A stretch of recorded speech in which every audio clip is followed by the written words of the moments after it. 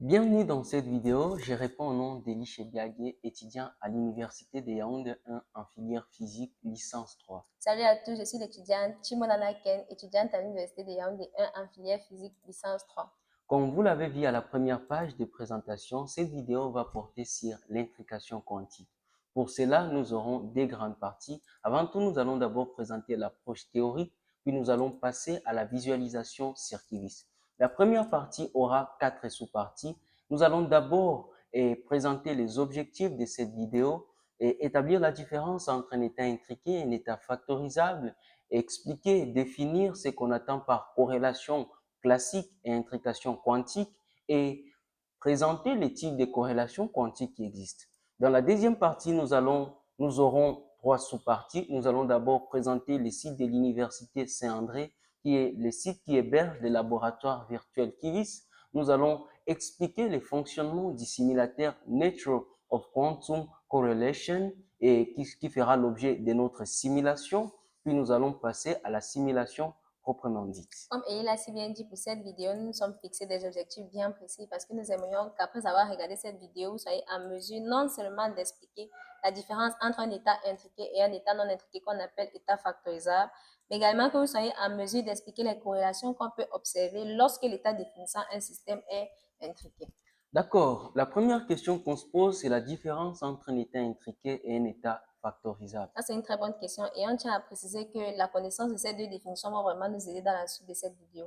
Donc, on va considérer un système constitué de deux sous-systèmes. L'état global de ce système sera dit état factorisable s'il peut s'écrire comme le produit tensoriel des états de chaque sous-système, alors que l'état global de ce système sera dit intriqué s'il ne peut pas s'écrire ainsi. L'état intriqué s'écrit comme une combinaison linéaire des états factorisables qui ne peuvent être réduits en un seul produit tensoriel. D'accord, intéressant. Maintenant, considérons une analogie assez simple, un système constitué de deux chaussettes, une chaussette d'Alice et une autre de Bob. L'état définissant ce système sera dit état factorisable si et seulement si on peut distinguer la chaussette d'Alice de la chaussette de Bob. Cela veut dire que la chaussette d'Alice a sa propre identité et la chaussette de Bob a sa propre identité. Alors que le système sera décrit par un état qu'on dira état intriqué si et seulement si on ne peut pas distinguer la chaussette d'Alice de la chaussette de Bob. Cela veut dire que la chaussette d'Alice n'a pas sa propre identité et la chaussette de Bob n'a pas sa propre identité. D'où les systèmes forment un tout inséparable. Maintenant, la question qu'on peut se poser, c'est la différence entre une corrélation classique et une intrication quantique, c'est quoi? Elie, est-ce que tu peux nous éclairer sur cette définition-là? D'accord. La corrélation classique, on parle de corrélation classique lorsque les phénomènes se produisent statistiquement en même temps impliquant une information mutuelle. Tandis que l'intrication quantique ou encore corrélation extrême est un phénomène où des particules ou plus sont si profondément liées qu'elles partagent la même existence, formant un tout inséparable quelle que soit la distance qui les sépare. Ayant ces deux définitions en tête, on va passer à une analogie. Donc, on va toujours parler de notre analogie des chaussettes. Dans le cas d'une corrélation classique, on va considérer un système composé de deux chaussettes d'une couleur prédéfinie. Donc, on va prendre l'une de ces chaussettes qu'on va placer dans une boîte et placer cette boîte sur Terre. Et l'autre chaussette qu'on va mettre dans une autre boîte, on va placer cette fois-ci sur Mars. En observant la boîte qui se trouve sur Terre, en la ouvrant et en observant la couleur de la chaussette qui s'y trouve, si on observe par exemple que la couleur de la chaussette est rouge, on sait instantanément que la couleur de la chaussette qui est sur Mars est également rouge. Pourquoi? Parce que la propriété du système avant la mesure était déjà prédéfinie. Elle était juste cachée dans les boîtes. Ça veut dire quoi? Avant la mesure, on connaît déjà les propriétés du système. Donc, en physique quantique, on appelle cela la variable cachée locale. Alors que dans le cas d'une intrication quantique ou d'une corrélation extrême, avant que la mesure ne soit effectuée, on ne connaît pas les propriétés de la mesure. Dans notre cas, on ne connaît pas les couleurs de la chaussette avant que la mesure ou l'observation ne soit effectuée. C'est en ouvrant la boîte sur Terre et en observant, c'est-à-dire en effectuant une mesure, que la mesure va forcer le système à s'effondrer, par exemple, dans l'état bleu et à cet instant bien précis, va aussi projeter l'autre chaussette qui se trouve à des milliers de kilomètres dans un autre état orange, par exemple. Donc, on comprend donc par là que avant la mesure, les propriétés n'étaient pas connues. C'est la mesure qui force les propriétés à être connues. Maintenant, on peut se demander c'est quoi la différence entre une corrélation parfaite et une anticorrélation parfaite. D'accord, les deux types de corrélations quantiques ou encore les deux types d'intrication quantique. Bon, la corrélation parfaite désigne une situation où les résultats des mesures des décomposants d'un système à deux qubits donnent des résultats qui sont systématiquement identiques. Alors que l'anticorrélation parfaite désigne une situation où les résultats des mesures des décomposants d'un système à deux qubits donnent des résultats qui sont systématiquement opposés. Nous allons souligner les deux mots clés de ces deux définitions identiques et opposées. Et dans le cas de cette vidéo, on va beaucoup utiliser ce tableau récapitulatif récapitulant les quatre états de Bell. On tient à définir les états de Bell comme étant des états constitués chacun d'une paire de qubits maximalement intriqués. Comme vous pouvez voir sur le tableau récapitulatif, on a des corrélations, les types de corrélations parfaites et antiparfaites. Et dans le cas de cette vidéo, on va pouvoir regarder ou observer ce type de corrélation en effectuant des mesures dans la base des Z et dans la base des Z. On vous invite donc à bien retenir comment ça se présente sur ce tableau parce que vous allez vraiment voir ça quand nous serons sur le laboratoire virtuel QVIS. D'accord. Peut-être la question que vous vous posez, comment accéder sur QVIS? C'est assez simple. En utilisant votre navigateur Google, vous entrez dans Google QVIS, vous écrivez QVIS et les propositions vont s'afficher. Vous allez choisir la première proposition, le premier résultat QVIS. Et après avoir cliqué, vous aurez cette interface. Ça, c'est l'interface du site de l'Université Saint-André, l'université qui héberge les laboratoires virtuels QVIS.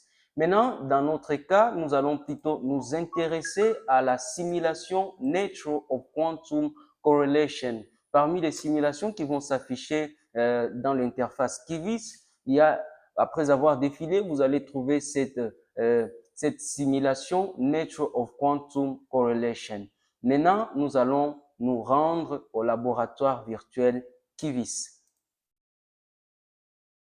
D'accord, on est déjà au laboratoire virtuel QVIS.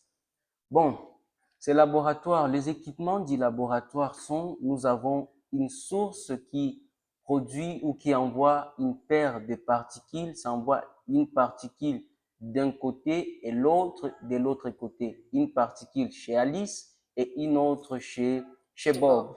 Nous avons des appareils de mesure qui nous aideront à mesurer le spin des particules. On les appelle les appareils de Stern et Gerlach. Maintenant, la première des choses à comprendre, c'est que dans la partie théorique, nous allons parler des bases. Il s'agit de quoi? Selon l'orientation des appareils de Stern et Gerlach, nous allons définir ce qu'on appelle une base. Quand les appareils de Stern et Gerlach seront orientés verticalement, la base sera notée la base Z. Et quand les appareils de Stern et Gerlach seront orientés horizontalement, la base sera appelée la base X. Maintenant, la première des choses sera d'abord de choisir les notations que nous allons utiliser tout au long de la simulation. À cet onglet-ci, nous pouvons choisir les deux notations, entre les deux notations possibles, lignes. Nous allons choisir cette notation-ci. Nous allons tenir à préciser que le spin up sera représenté par l'état cut up et le spin down sera représenté par l'état cut down ci dans la base des Z.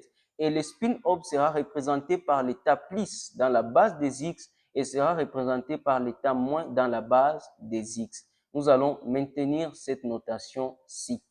On va cliquer à ce niveau-ci. Et puis, nous allons maintenant commencer la simulation proprement dite en cliquant sur l'onglet Controls. Bon, nous sommes maintenant au niveau de la simulation. Là, ici, au niveau de la simulation, nous avons plusieurs onglets. Ici, c'est la partie où nous avons source des états quantiques, d'accord? Ici, nous avons les mesures individuelles, ça veut dire mesure d'Alice et mesure de Bob. Et à cet onglet-ci, nous pouvons afficher les corrélations. Nous avons parlé des deux types. Show correlations, on clique à ce niveau-ci, les types de corrélations. Maintenant, ici, si les nombres, ici, ça compte plutôt les nombres de particules dont les spins sont comment? Identiques. Ici, et ici, ça compte les nombres de particules dont les spins sont opposés. D'accord. On va cliquer à ce niveau-ci.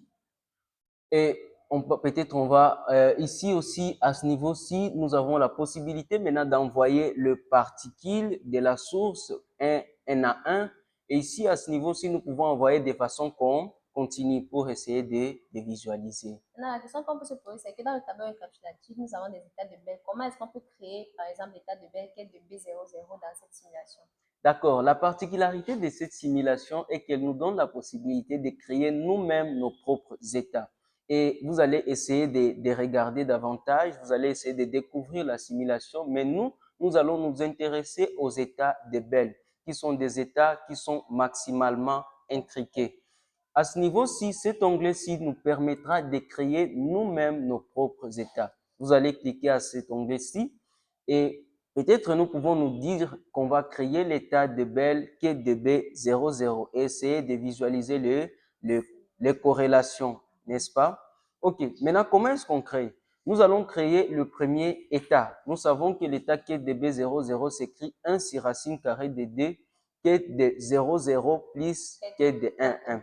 D'accord. Maintenant, ket de 0, ça veut dire que nous avons ket up, spin up, spin up. On va cliquer à ce niveau-ci. Et puis, ce qui nous reste, c'est l'autre côté, ket down, ket down. C'est bon? Spin down, spin down.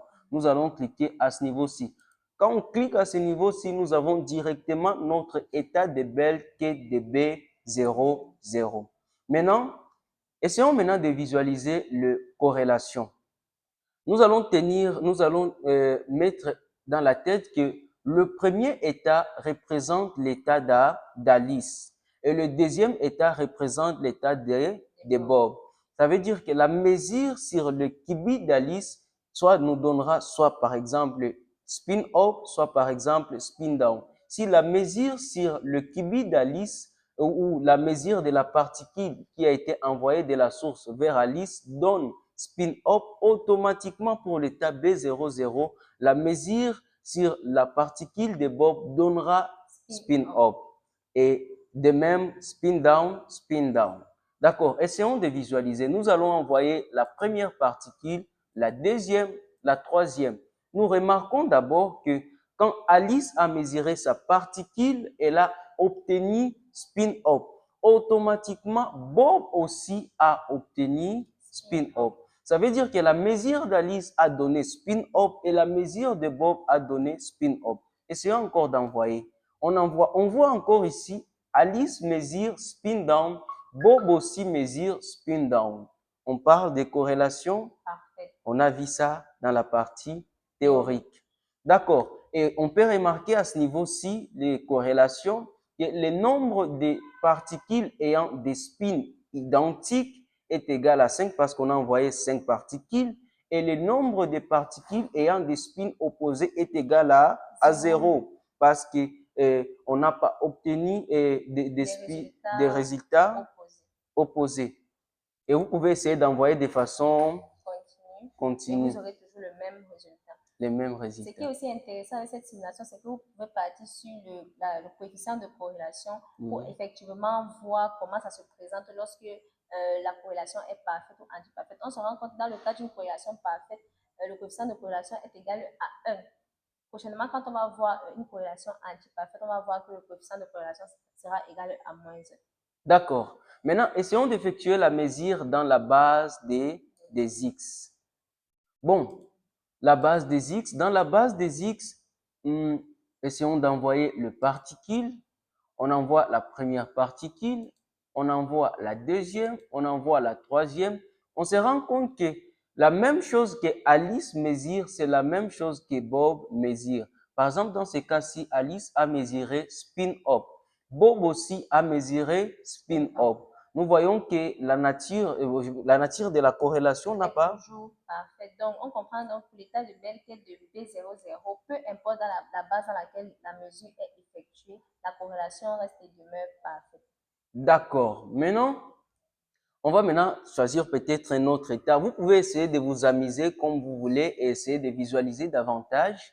Mais pour bien expliquer, on va choisir un autre état. L'état de Bell qui est de B10. D'accord. Maintenant, bon, on va directement créer en utilisant l'état de Bell qui est de B00, l'état qui est de B10. La différence, c'est à ce niveau-ci, les signes plus ici, de l'autre côté, c'est les signes moins. Si on clique ici 2 fois sur cet onglet, sur cet état-ci, directement, nous allons obtenir l'état de Bell qui est de B10. On va cliquer à ce niveau et on obtient l'état de Bell qui est de B10. On va effectuer la mesure dans la base des Z. On va faire ceci. On envoie la première paire de particules, la deuxième. Nous voyons que la même chose que Alice mesure est la même chose que Bob mesure. Très évident, n'est-ce pas? Maintenant, effectuons maintenant la mesure dans la base des X. Pour voir si la corrélation sera toujours parfaite. OK, d'accord. On envoie la première particule. On se rend compte que les résultats de mesure sont opposés. Ici, lui, Alice a mesuré spin down, alors que Bob a mesuré spin up. Nous voyons que quand on a changé de base, la nature de la corrélation a plutôt changé. Et ça, c'est particulièrement, on est en train de parler de l'état de Bell qui est de B10. Et vous pouvez visualiser, comme Ken a si bien dit, le coefficient de corrélation dans ce cas est égal à -1. Vous pouvez vous amuser comme vous voulez sur ce laboratoire virtuel et vous pouvez essayer de créer aussi des états qui sont factorisables comme vous voulez, mais nous, nous sommes intéressés aux états intriqués. Et vous pouvez aussi essayer de créer d'autres états de Bell et essayer de visualiser les corrélations. Merci beaucoup d'avoir été avec nous. C'est Elie Chebiagé. Et moi, c'est Chimalake. À la prochaine.